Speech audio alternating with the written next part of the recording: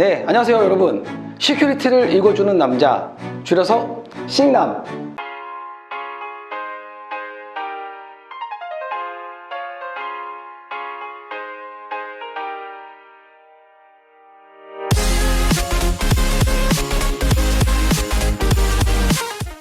자, 오늘은 많은 분들이 저한테 질문하시는 것 중에 하나가, 자, 정보통신공사 면허를 어떻게 내고 어떻게 관리하냐, 그런 부분에 대해서 굉장히 많이 물어보셨습니다. 그래서 오늘은 정보통신공사 면허 어떻게 내고 어떻게 관리하는지 그 부분까지 한번 얘기해 보도록 하겠습니다.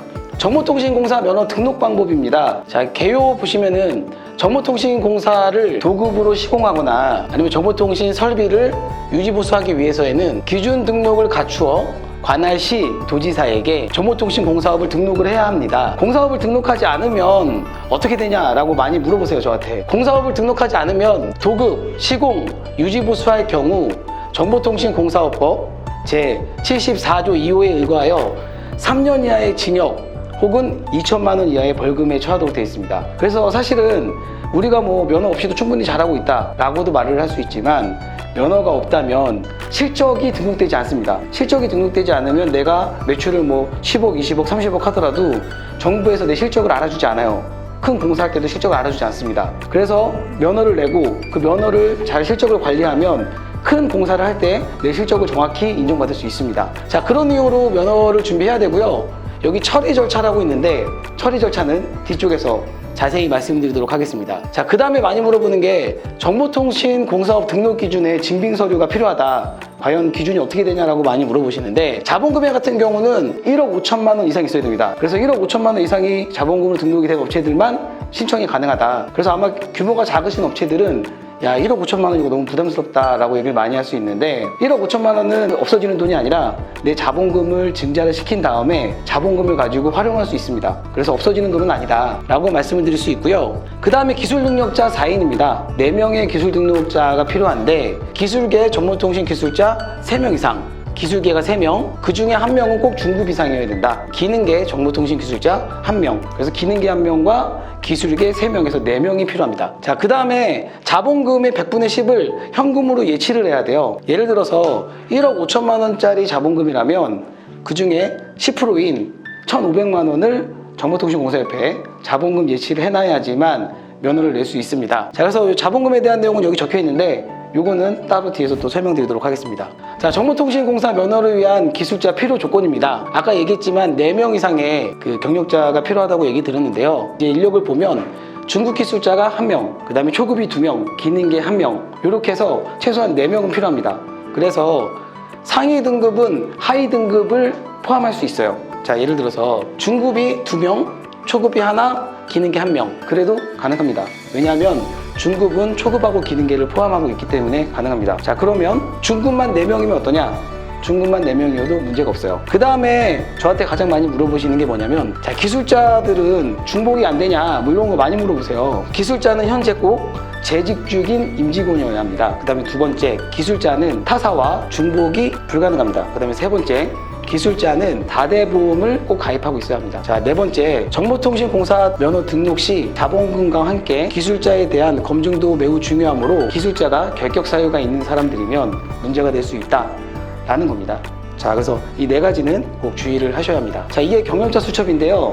경력자 수첩은 저희는 이렇게 경력자 수첩을 가지고 있는데, 보면 기능계, 그 다음에 초급, 그 다음에 중급, 그 다음에 고급, 뭐 특급도 있는데 저희는 특급까지 보관하고 있진 않아요. 자, 그래서 정보통신 면허의 등록 방법에 대해서 말씀드리겠습니다. 등록 신청 서류인데요. 현재는 총 10가지 등록 서류가 필요합니다. 그래서 이 서류를 저희가 한번 이 코너를 촬영하기 위해서 한번 다시 처음부터 등록을 해봤는데, 생각보다 굉장히 어렵더라고요. 여러분들이 직접 이 서류를 다 하시려면 굉장히 어려움이 있을 것 같아요. 그래서 저희가 한번 처음부터 서류를 어떻게 작성하는지 그 부분까지도 잘 준비했습니다. 자, 뒤에 넘겨보면 정보통신공사업 등록신청서 작성 방법입니다. 정보통신공사업 등록신청서를 정보통신공사협회 사이트에 가시면 다운을 받을 수 있게 되어 있습니다. 네이버에서 한국 정보통신공사협회라고 치시면 이런 사이트가 열리게 되거든요. 여기서 보시면 위쪽에서 한국정보통신공사협회 말고 종합정보시스템이라고 있습니다. 요거를 클릭을 하시면 여기에 정보통신공사업이라고 있고요. 여기 보시면 등록신고 안내라고 있습니다. 등록신고 안내를 누르시게 되면 서류가 여기 있는데요. 이 서류를 온라인에서 누르게 되시면 서류를 이렇게 다운받을 수 있게 되어 있습니다. 이런 식으로 온라인에서 필요한 양식은 다운을 받을 수 있습니다. 그래서 아까 제가 얘기했던 등록 신청서를 다운받으셔서 이거를 작성을 하시면 돼요. 자, 그래서 여러분들이 하셔야 될 거는 사이트에 접속하셔서 신청서 의 파란색 부분 요거와 여기 신청서 양식, 정보통신공사 양식 이거에 대한 작성 방법에 대해서 지금 말씀을 드리도록 하겠습니다. 정보통신공사업 등록 신청서 작성 양식입니다. 제일 첫 번째로 작성을 하셔야 되는 부분이고요. 여기 세 가지는 별도로 작성하지 않으셔도 문제가 되지 않습니다. 그래서 여기 보시면 다른 면허가 있을 때는 좀 적어줘라 라고 되어 있는데 여기 보면 전기나 소방이나 기계나 토목이 있다면 그것도 같이 좀 적어줘라. 그래서 혹시 전기면허나 소방면허 가지고 계신 분들은 이 부분도 같이 작성을 하셔야 됩니다. 두 번째는 신원 확인 대상자 인적사항 작성 방법입니다. 그래서 여기에 보시면 자 구분의 대표이사와 감사 뭐 여러 가지 있으면 더 적으셔도 되고요. 자 등기부등본상의 임직원 인적사항은 다 기재하시면 자 두 번째 서류 작성도 끝나게 됩니다. 자, 세 번째 기업진단 보고서인데요. 기업진단 보고서의 발행기간은 첫 번째 공인회계사 있습니다. 두 번째 경영지도사, 세 번째 세무사가 작성할 수 있습니다. 그래서 한부 지자체에 따라 만드시면 되고요. 신청일 전일 기준으로 은행 잔액증명서도 같이 요구할 수 있기 때문에 꼭 같이 준비를 하셔야 합니다. 그리고 이 발행기간에서는 일정 부분의 수수료 돈을 받고 있는 걸로 알고 있습니다. 자, 네 번째 자본금 출자 예치 확인서 작성입니다. 저희 회사 같은 경우는 3년 전에 면허를 냈어요. 아까 1,500만 원 이상이라고 얘기했는데 딱 1,500만 원이 아닙니다. 그거를 정보통신공사협회 주식을 사고 산 주식을 1,500만 원 이상 주식을 구매하셔야 돼요. 이렇게 되면 예치금 영수증을 이렇게 줍니다. 그런데 최근에 면허를 내시는 분이 많아져서 이 주식의 값어치가 많이 올랐어요. 지금은 정확히 얼마인지 모르겠는데 한 40만 원 전후가 될 것 같습니다. 그래서 늦게 주식을 구매하시는 분들은 좀 더 비싼 값어치의 주식을 구매하셔야 된다 라고 말씀을 드릴 수 있습니다. 정보통신공제조합 또는 서울보증보험에서 한부 발행 받으시면 됩니다. 이거는 주식을 구매하신 분들은 그 협회에다가 이 발행 증서를 달라고 하면 그 증서를 아마 만들어 주실 겁니다. 자, 정보통신 기술자 보유 현황표인데요. 4명에 대한 최소 4명이 있으니까 성명, 생년월일, 취업일수, 그다음에 발급번호. 발급번호는 정보통신공사협회 경제 수첩에 나와 있습니다. 그 번호와 등급이 초급인지 중급인지 그 다음에 발급 연월일을 작성하셔서 4명 거를 다 작성하시면 자 우선 기본 조건이 충족이 되는 겁니다. 자, 여섯 번째 임대차 계약서입니다. 아파트형 공장 임대차 계약서인데요. 여기 보시면 임대차 건물인의 경우 우선 한 분은 무조건 있어야 됩니다. 왜냐면 건물하고 공장이 있어야 되니까. 그래서 사무실을 보유하고 있다는 증빙 서류입니다. 자, 그 다음에 이제 7번부터 10번까지는 굳이 우리가 준비하지 않아도 돼요. 현장에 가셔가지고 현장에서도 발급이 가능합니다. 그래서 7번째 건물 등기부등본 또는 건축물 대장 등본 등기 사항 증명서 한부, 그 다음에 정보통신 기술자 경력수첩, 그 다음에 국민연금 가입자 가입증명서. 요거 4가지는 여기 보시면 7번부터 10번까지 서류와 외국인 등록 사실증명서는 행정정보의 공동이용을 위한 담당자들이 동의할 경우 현장에서 담당 공무원이 전산망을 통해 가지고 직접 확인 처리가 가능합니다. 자, 정보통신공사 면허 처리 절차에 대해서 말씀을 드리겠습니다. 보통 우리가 신청을 하게 되면 정보통신공사협회에 접수가 됩니다. 접수가 되고 나면 그 다음부터는 관할 시도에서 관장을 합니다. 그래서 종합심사를 하고 그 다음에 기한 결제를 하고 그 다음에 등록증 및 등록 수첩을 작성한 다음에 공사업 관련해서 정보 여기서 확인이 되고 최종적으로 결론이 나게 됩니다. 그래서 관할 시도회 연락처를 저희가 정리를 해놨습니다. 그래서 본인 회사가 소속되어 있는 관할 시도사에 연락하셔가지고서 접수한 다음에 처리를 맡기시면 되겠습니다. 자, 정보통신공사업 등록신청 수리 알림인데요.